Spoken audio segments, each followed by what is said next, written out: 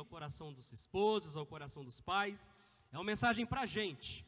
Por isso eu coloquei Rebeca, uma mãe que fala à nossa geração. Não é uma mãe que fala somente às mães, mas é uma mãe que fala à nossa geração. Então abra comigo, por gentileza, Gênesis capítulo 25, primeiro livro da Bíblia, a partir do verso de número 19. A palavra do Senhor nos diz assim: são estas as gerações de Isaque, filho de Abraão. Abraão gerou Isaque. Ele tinha 40 anos quando tomou por esposa Rebeca, filha de Betuel, o arameu de Padã Arã, e irmã de Labão, o arameu. Isaque orou ao Senhor por sua mulher, porque era estéril. O Senhor ouviu as orações dele, e Rebeca, a mulher de Isaque, ficou grávida. Os filhos lutavam no ventre dela. Então ela disse: por que isso está acontecendo comigo? E ela foi consultar o Senhor. E o Senhor lhe respondeu: 2 nações estão no seu ventre, 2 povos, nascidos de você, se dividirão. Um povo será mais forte do que o outro, e o mais velho servirá ao mais moço. Cumpridos os dias para que desse à luz, eis que havia gêmeos no seu ventre. Nasceu o primeiro ruivo, todo revestido de pelo. Por isso deram-lhe o nome de Esaú. Depois nasceu o irmão. Com a mão segurava o calcanhar de Esaú. E por isso lhe deram o nome de Jacó. Isaque tinha 60 anos quando Rebeca deu à luz. Essa é a palavra do Senhor para esta noite. Louvado seja o nome do Senhor por isso. Quando nos aproximamos da história de Rebeca, e consequentemente, isso nos leva a Isaque, que é o seu esposo. De modo geral, quando fala-se em Rebeca e em Isaque, nós apontamos a família deles, apontamos o casamento deles. Nós vemos que é Deus quem prepara esse casamento.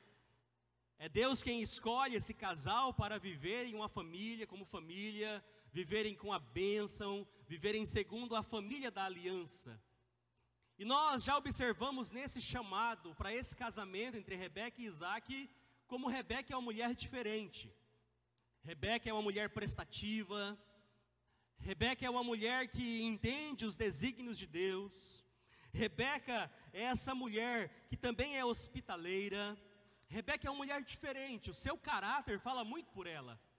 E não somente isso, Rebeca é uma mulher lindíssima.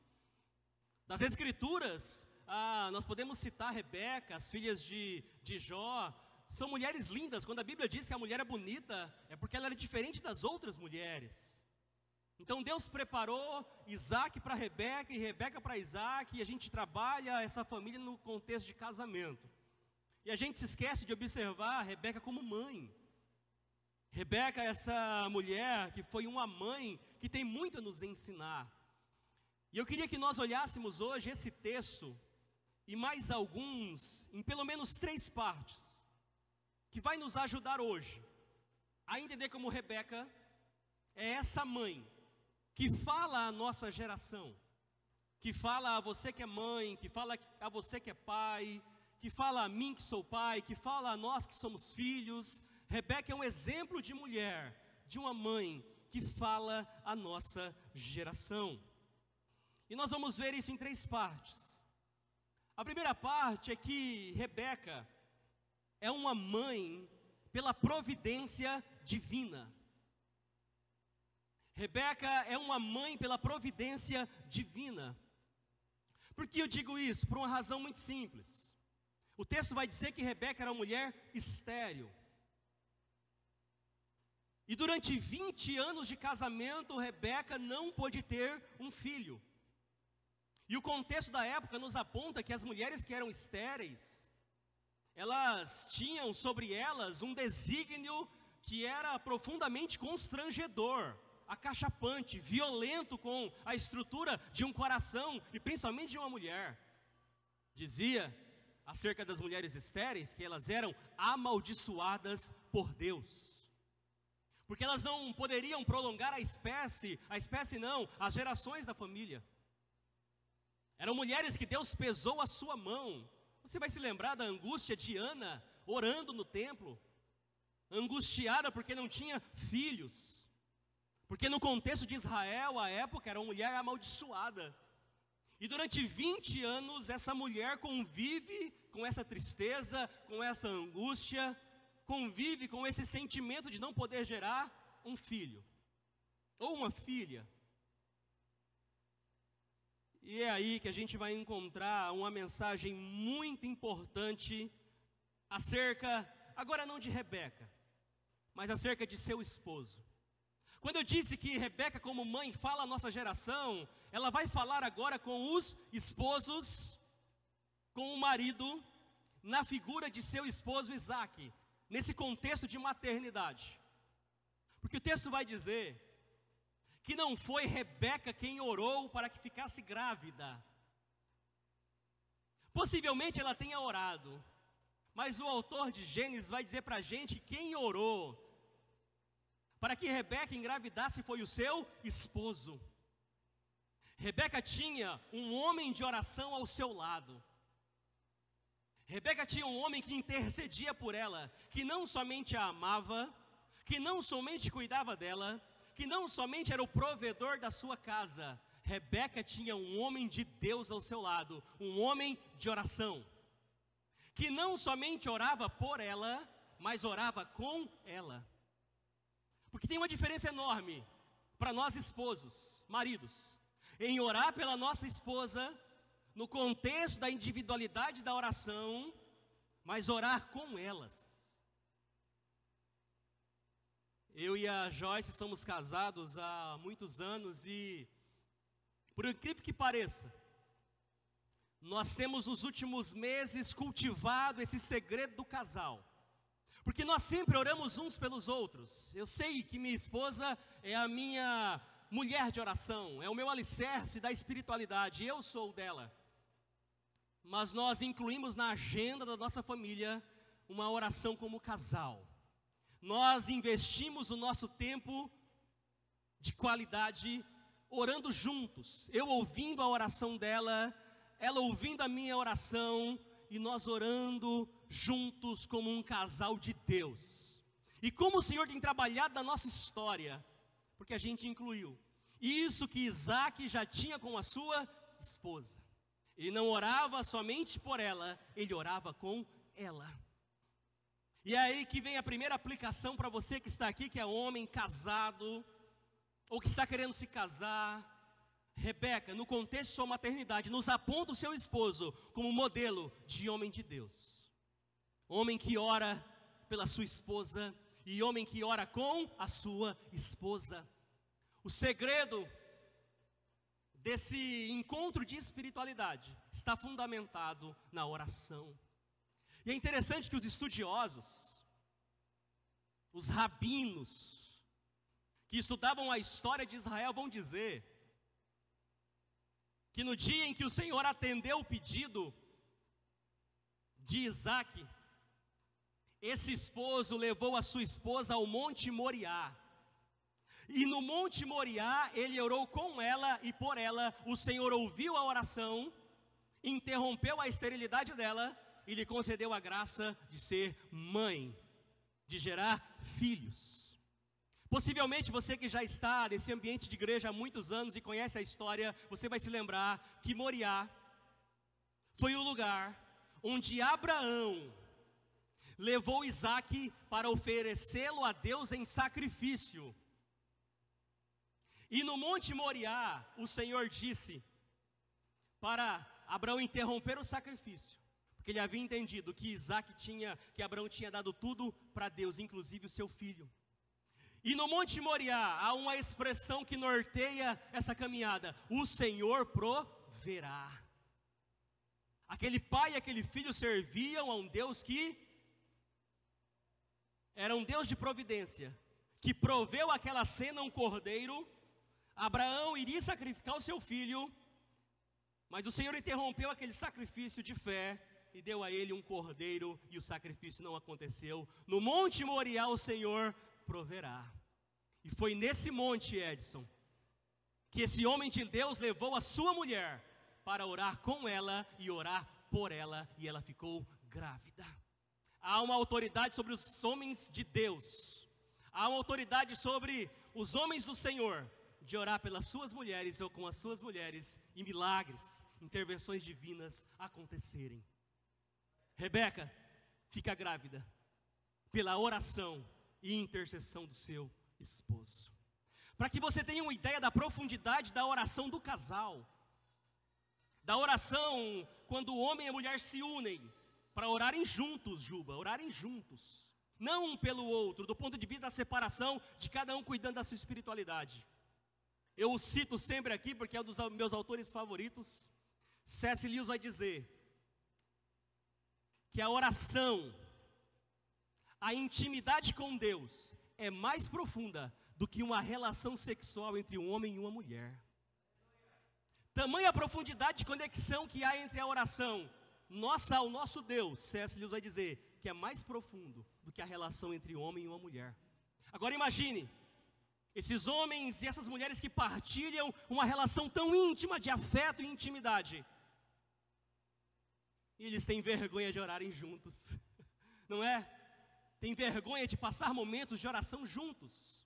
Tem uma intimidade que é um pouco menor do que a oração, mas tem dificuldade de orarem juntos. Rebeca e o seu esposo clamam para a gente hoje, para que a nossa família, principalmente os casais, sejam casais de oração. As mulheres precisam de um esposo intercessor, de um homem de oração, de um homem que as ajude espiritualmente também, e não somente proveja a elas os recursos necessários, ou cuide delas do ponto de vista físico, do ponto de vista sentimental e psicológico. As mulheres precisam desses homens. Você que é casado, noivo, está pensando em se casar, mulheres, procurem esse homem de oração. Não somente o bonito, tem aí um caráter legal, que se desenvolva bem na vida, mas principalmente um homem de Deus. Deus ouve as orações de homens que intercedem pelas suas esposas. E o texto vai dizer que Rebeca então ficou grávida, grávida pela providência divina. É claro que, para que fique claro, não é uma gravidez como a gravidez de Maria, que foi concebida pelo Espírito, não. É a gravidez de um homem e de uma mulher. A provisão está em Deus preparar essa mulher estruturalmente para ficar grávida de seu esposo Isaac. Como é bom saber que nós contamos com essa providência de Deus na nossa família, com esse Jeová Jirê que provê para a gente o que a gente necessita.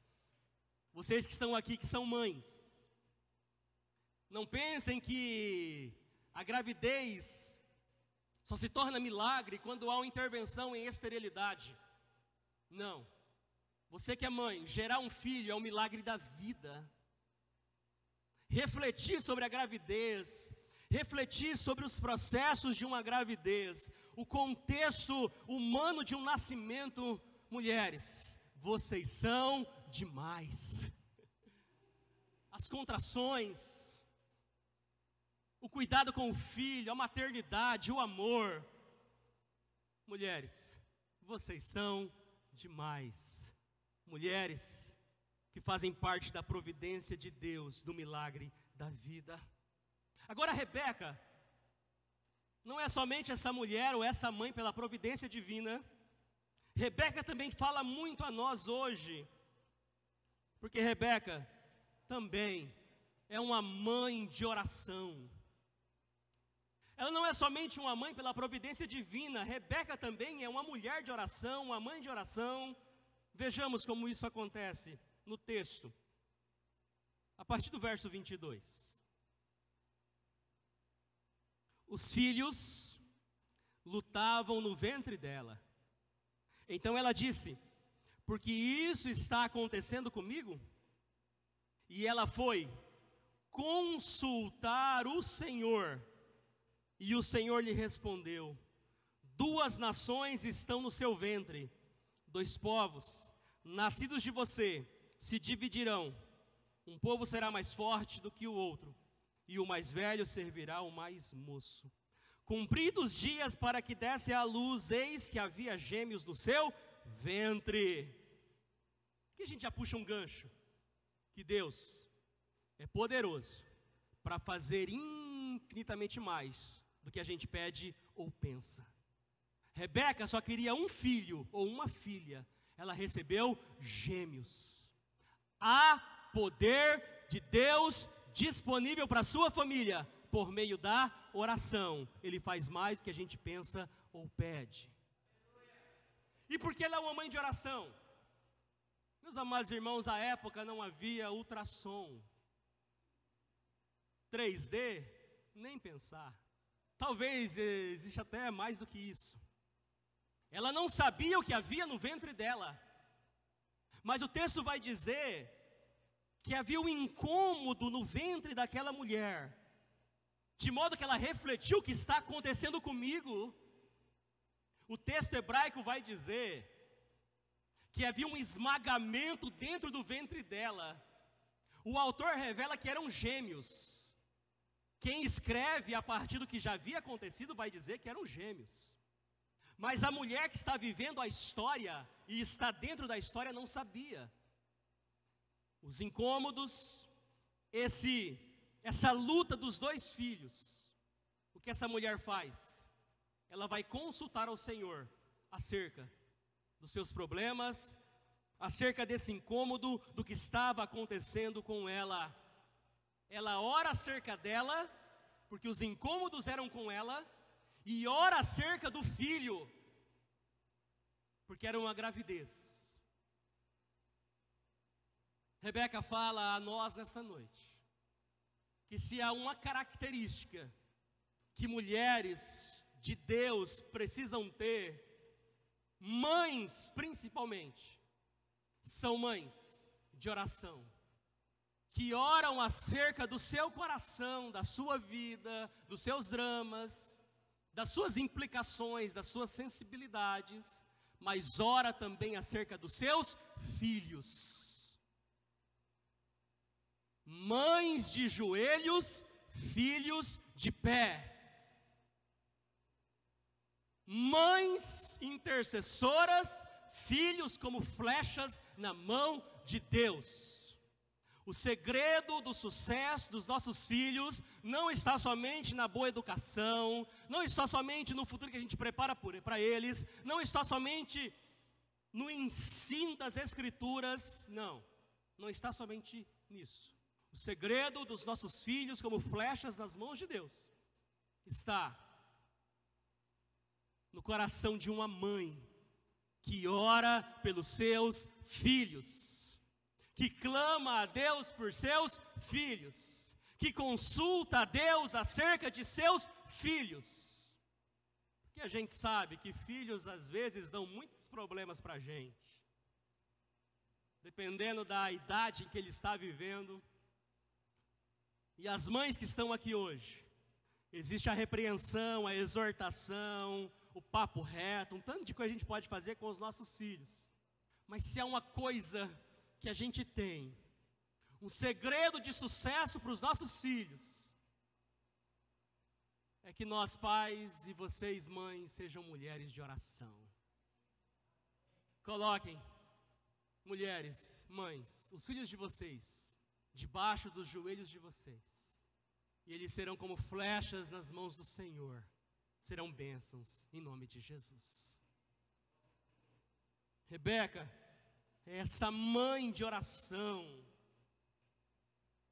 é essa mulher que consulta a Deus.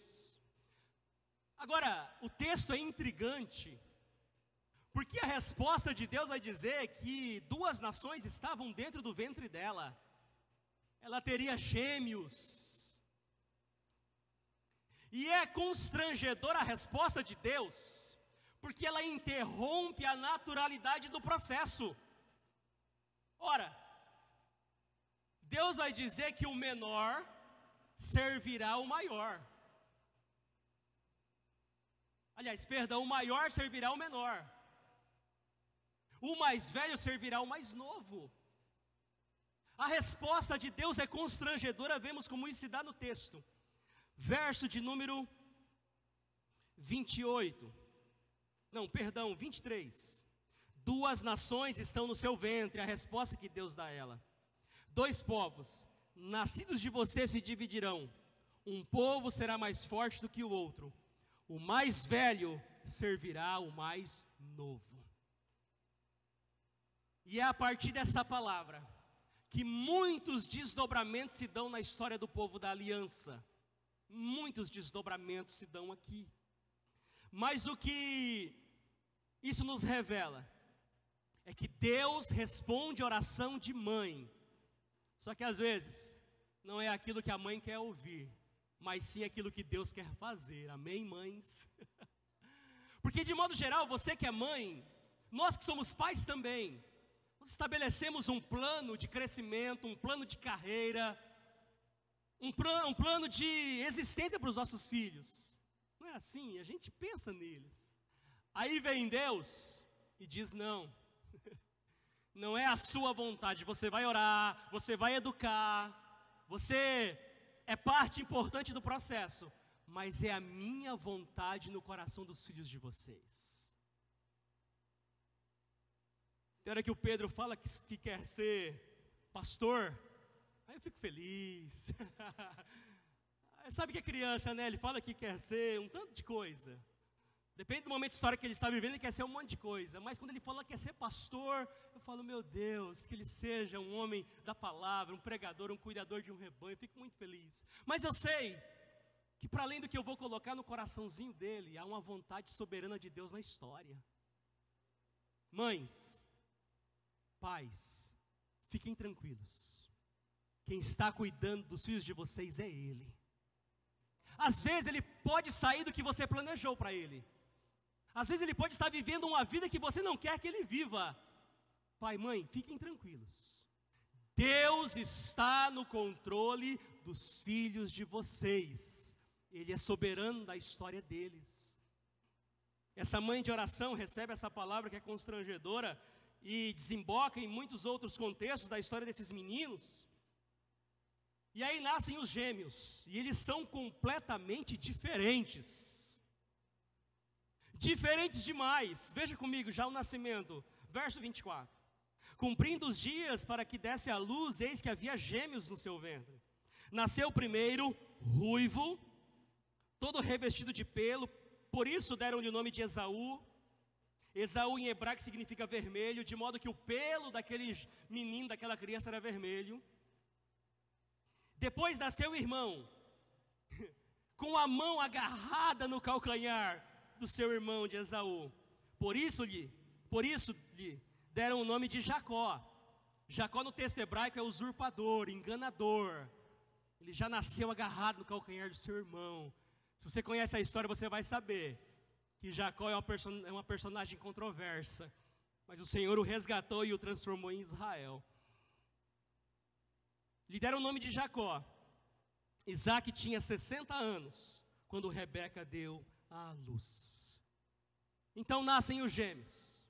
E é aqui que a gente vai para a terceira parte da mensagem desta noite. A primeira, mães pela providência divina. Mães de oração. Mas a última é complexa. Profundamente complexa para o coração de um pai e de uma mãe. A terceira parte desse texto vai mostrar para a gente que Rebeca é uma mãe em perigo. Rebeca é uma mãe em perigo. Há pelo menos 3 perigos que Rebeca e Isaac nos falam nesta noite. O primeiro perigo é o perigo da preferência. Eram gêmeos, nascidos no mesmo dia, no mesmo contexto de milagre, no mesmo contexto de oração, no contexto de família de aliança, mas o perigo da preferência tomou conta do coração daquela mãe, daquele pai. Vejamos como isso se constrói no texto. Verso 27. Cresceram os meninos.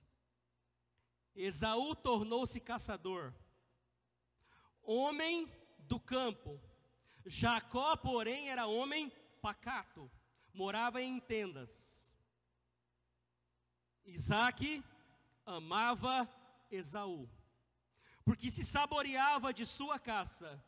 Rebeca, porém, amava Jacó. Quem aqui é pai de duas crianças? Você acha possível amar um mais do que o outro? Profundamente constrangedor esse texto, porque a Bíblia é categórica ao afirmar que Isaque amava Esaú, e Rebeca, por outro lado, amava Jacó. Essa família está vivendo o perigo da preferência. E onde se dá esses perigos? Em pelo menos dois motivos. Não deixe o temperamento dos seus filhos definir o amor. Não deixe o temperamento dos filhos definir o amor. Isaque amava Esaú, porque o temperamento dele falava muito mais ao coração do pai do que o temperamento de Jacó. Rebeca amava mais Jacó, porque o temperamento de Jacó falava muito mais ao coração de Rebeca do que ao coração do pai. O texto vai dizer que Esaú gostava do campo, da caça, da rua, da aventura, da adrenalina, do tiro. Isaque gostava disso, e se saboreava com a caça do seu filho. Aí o texto vai dizer que Jacó era homem pacato, homem de casa, homem da tenda da mãe, homem da barra da saia da mãe. Por isso, Rebeca amava mais a Jacó. O perigo da preferência linkado ao temperamento dos filhos. E a gente sabe que os nossos filhos são profundamente diferentes. Profundamente diferentes. Não sei como está o seu coração, não sei se você conhece alguma família onde há essa preferência. Mas mães e pais, muito cuidado com o perigo da preferência. Segundo, não deixe o estilo de vida dos filhos definir o amor. Ora, Esaú tinha um estilo de vida, Jacó tinha outro estilo de vida, e o estilo de vida deles, depois de crescidos, grandes, definiram a preferência dos pais.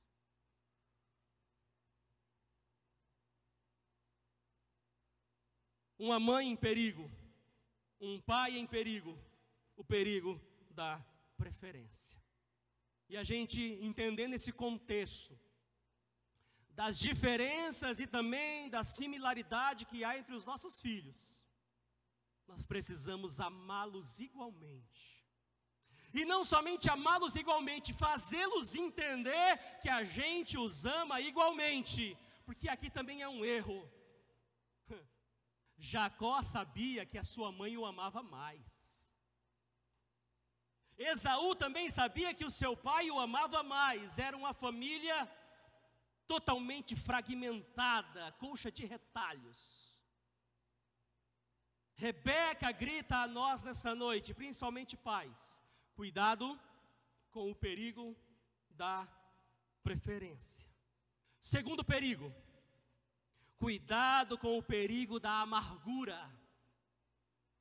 O perigo da amargura. Leia comigo, capítulo 26, versos 34 e 35. Quando Esaú tinha 40 anos de idade, tomou por esposa Judite, filha de Beeri, Eteu, e Bazemate, filha de Elon, Eteu. Essas duas se tornaram a amargura de espírito para Isaque e para Rebeca. Os pais queriam que eles se casassem com as mulheres da aliança, mulheres dos povos deles. Não sei o motivo, talvez pelo temperamento, pelo estilo de vida, Esaú decidiu no seu coração casar com mulheres que não agradavam os seus pais. O texto vai dizer que isso amargurou o coração da mãe e do pai.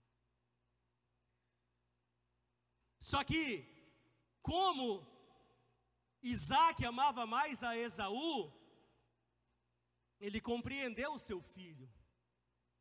Como Rebeca já tinha, não a aversão, mas não a completude do amor, isso amargurou o coração dela. 40 anos, crescido, os filhos acabam amargurando o coração dos pais. Mas não deixe essa amargura impedir você de viver os melhores dias com os seus filhos em nome de Jesus. Eles vão crescer, eles vão ter a vida deles, os processos deles, as suas conquistas, as suas lutas, derrotas, dramas, quedas. Às vezes a gente vai criá-los no caminho que se deve andar, eles vão se desviar. Mas não deixe a amargura tomar conta do seu coração. É o perigo do coração do pai amargurado pela atitude dos filhos. E então vem para a gente o último perigo, para a gente orar. Complexo, delicado, constrangedor. Primeiro, o perigo da preferência. Segundo, o perigo da amargura. E por último, o perigo do favoritismo. Gênesis 27, eu não vou ler a história, vou recontá-la e fazer algumas aplicações. O perigo do favoritismo. Isaque já é velho, estava na antessala da morte, os olhos escurecidos, velhinho. E havia um costume na época, em que o pai abençoaria o primogênito, abençoaria o seu filho, para que ele tivesse a bênção de Abraão, a bênção da família, a bênção da aliança. Aqui vem a primeira implicação. O que Deus havia dito? Que o maior serviria ao menor. Isaque sabia que ele deveria abençoar o seu filho Jacó. Mas o texto em Gênesis 27 vai dizer que Isaque, pela sua preferência por Esaú, vai dizer: filho, prepare um ensopado da sua caça, porque eu vou abençoá-lo. A preferência de Isaque por Esaú o fez contrariar o plano de Deus. Veja como isso se dá.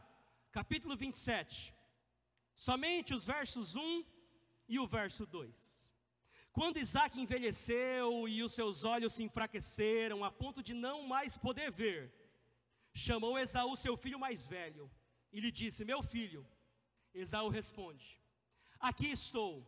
O pai lhe disse: estou velho, não sei o dia da minha morte. Pegue agora as suas armas, a sua aljava e o seu arco. Vá ao campo, apanhe para mim alguma caça, faça uma comida saborosa, como eu aprecio. Veja a ligação que há entre os dois. O amor, o envolvimento, isso aqui é coisa boa de Deus, mas não em detrimento de um outro irmão. E traga aqui, para mim, para que eu coma e abençoe você antes que eu morra. Ora, se escancar ante aos nossos olhos o favoritismo. Ele sabia que Deus tinha escolhido Jacó e que ele deveria romper com o favoritismo e abençoar segundo a vontade de Deus. O que ele faz? Prepara o coração de Esaú para abençoá-lo. Favoritismo pelo filho que ele amava, que se identificava com ele. Por outro lado, há o favoritismo da mãe. O texto vai dizer que Rebeca ouviu quando Isaac disse que abençoaria Esaú. Então ela faz uma trama de amor, mas uma trama que vai trazer divisão na sua casa. Ela vai dizer: Jacó, o seu pai disse que vai abençoar o seu irmão, mas eu e você sabemos que a bênção é para você.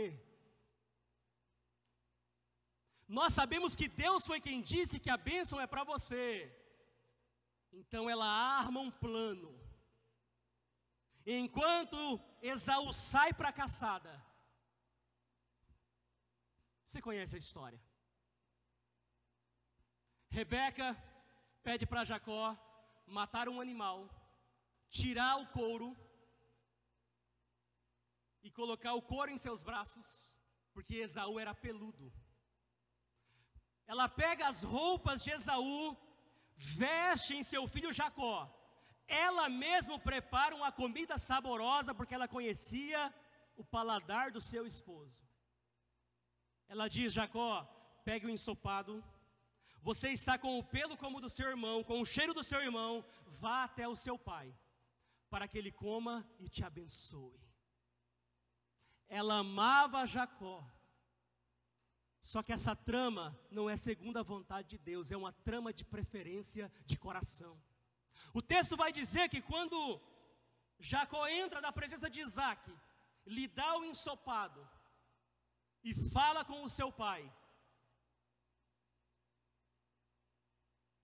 Isaac vai dizer: você não é o meu filho. Não é a voz de Esaú. Então ele se aproxima do seu pai, que já estava quase cego, não via quase nada. O seu pai o toca, mas é o pelo de Esaú, é o cheiro de Esaú, não é a voz, mas é o pelo e o cheiro. O texto vai dizer que ele abençoou o seu filho com os orvalhos dos céus e as exuberâncias da terra. A bênção da primogenitura foi sobre Jacó, ela seria sobre Jacó, mas a preferência acelerou o processo. O texto vai dizer que quando Esaú chega e fica sabendo que seu irmão havia roubado a sua bênção, o direito de primogenitura, seu coração se arde em ira. E ele diz: depois que o meu pai morrer, eu acerto as contas com o meu irmão, vou matá-lo. Rebeca, ouvindo isso, diz a Isaac: o nosso filho não pode se casar com as mulheres da terra, que a gente mande-o embora para encontrar uma esposa da nossa linhagem. E ela então manda Jacó embora, para que Esaú não o mate. Para que Esaú não o mate. Jacó parte para que Esaú não o mate. A preferência de uma mãe fez com que a divisão entrasse dentro de uma casa, e um filho odiasse o outro filho, e o irmão tivesse ódio pelo outro, e ódio de morte. Esse é o perigo do favoritismo. Vejamos algumas palavras dessa história para a gente orar. Verso de número 27. Ele se aproximou de Jacó e o beijou. Então o pai aspirou o cheiro da roupa dele, o abençoou e disse: eis que é o cheiro do meu filho, é como o cheiro do campo que o Senhor o abençoou. Deus lhe dê do orvalho do céu, da exuberância da terra, e também de trigo e de vinho, que povos sirvam você, e nações o reverenciem, que você seja senhor de seus irmãos, e os filhos de sua mãe se curvem diante de você. Maldito seja quem o amaldiçoar, e bendito quem o abençoar. Verso de número 44. Esaú passou a odiar Jacó, por causa da bênção com que seu pai o tinha abençoado, e disse em seu íntimo: os dias de luto pelo meu pai se aproximam, então matarei meu irmão Jacó. Chegaram aos ouvidos de Rebeca estas palavras de Esaú, seu filho mais velho. Então ela mandou chamar Jacó, seu filho mais moço, e lhe disse: eis que a mão do seu irmão Esaú se consola fazendo planos para matá-lo.